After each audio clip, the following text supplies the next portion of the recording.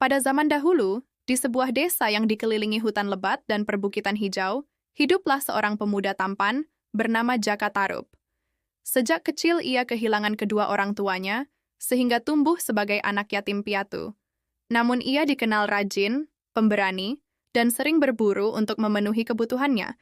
Suatu hari, saat berburu di dalam hutan, Jaka Tarub mendengar suara tawa dan nyanyian yang merdu.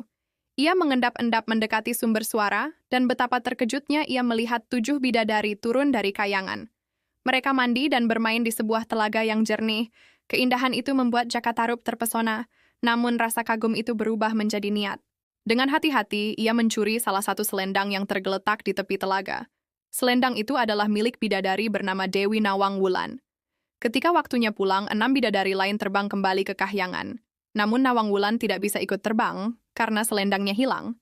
Dalam kebingungan dan tangisan, Jaka Tarub muncul dan berpura-pura menolong. Akhirnya, Nawang Wulan ikut Jaka Tarub pulang ke desa. Seiring waktu, keduanya menikah dan hidup sebagai pasangan suami istri yang bahagia. Mereka pun dikaruniai seorang anak perempuan. Sebagai bidadari, Nawang Wulan memiliki kekuatan khusus.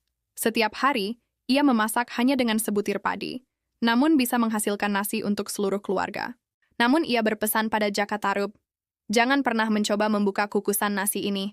Jika kau melanggar, semua akan hilang." Awalnya Jaka Tarub patuh, tetapi rasa ingin tahu semakin besar. Suatu hari, ia tidak bisa menahan diri dan membuka kukusan itu.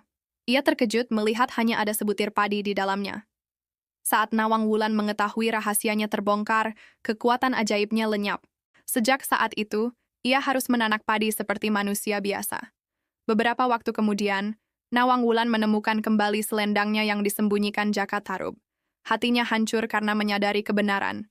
Ia merasa dikhianati oleh orang yang dicintainya. Dengan berat hati ia berkata, "Aku harus kembali ke kayangan. Namun aku tidak akan melupakan anak kita. Jika ia merindukan aku, biarkan ia melihat bulan di langit malam.